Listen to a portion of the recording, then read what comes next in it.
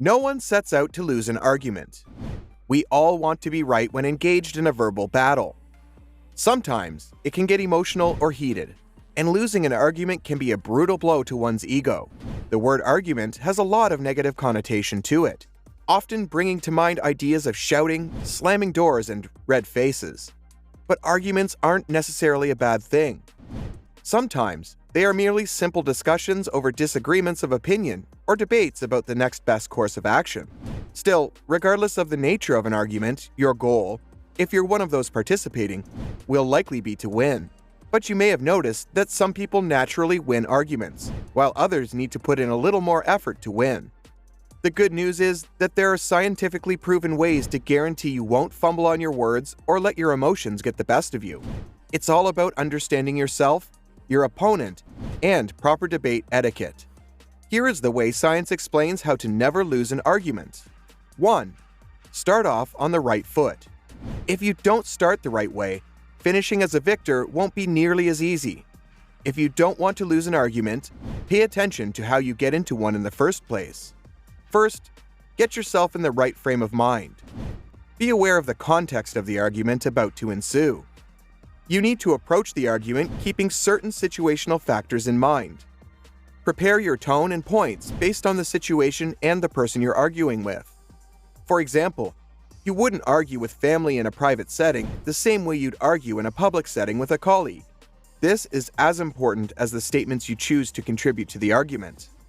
The next thing you'll want to do is ask the person you're arguing with to expand on their own points first. Ask them questions that are open-ended and coax them into giving you a full explanation. 2. Pay attention to body language. Body language is highly important in communication. Most experts believe it's just as important as verbal communication. If you're trying to win an argument, you'll definitely want to keep this in mind. For starters, mirror the other person's general body language in a subtle way. This can be as simple as crossing your legs shortly after they do, or nodding at the same time. Don't overdo it, of course. You shouldn't be constantly copying every move they make, or they might feel you are mocking them. Done in the right way, mirroring can increase your opponent's feelings of trust in you. This means that when it's your time to start speaking, they'll be more likely to believe you and find your points dependable. You'll also want to be mindful of the level of eye contact you maintain. It's a common misconception that persistent eye contact makes you more persuasive and your opponent less persuasive. Studies have shown it's actually the exact opposite. So if you don't want to lose an argument, don't be too intense with your eye contact when you're explaining your points.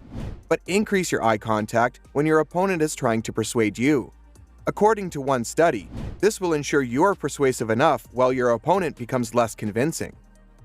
3. Know your opponent. Your opponent in an argument isn't necessarily your enemy. That said, know thy enemy still applies here.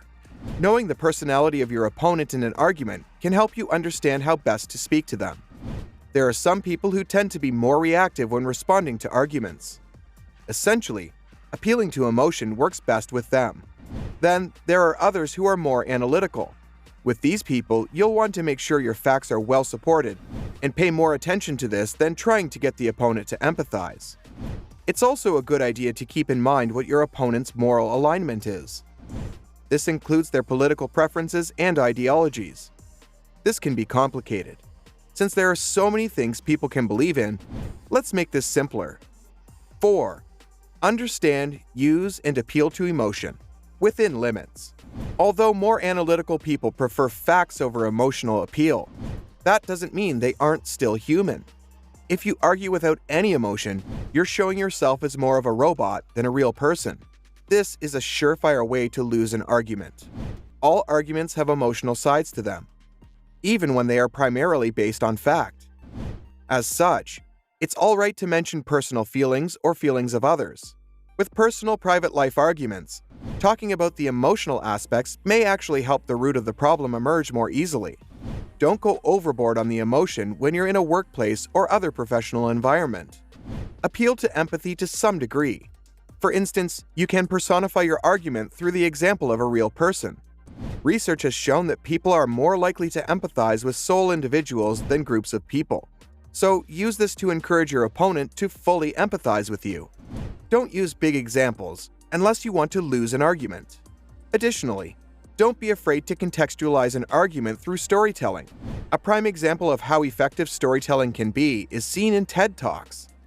This is because telling a relevant and well-diversified story mixes fact and emotion together in a winning combination. In a nutshell, arguments based entirely on fact alone will fail. Yet, those based entirely on emotion fail too. Keep a balance of both to win an argument.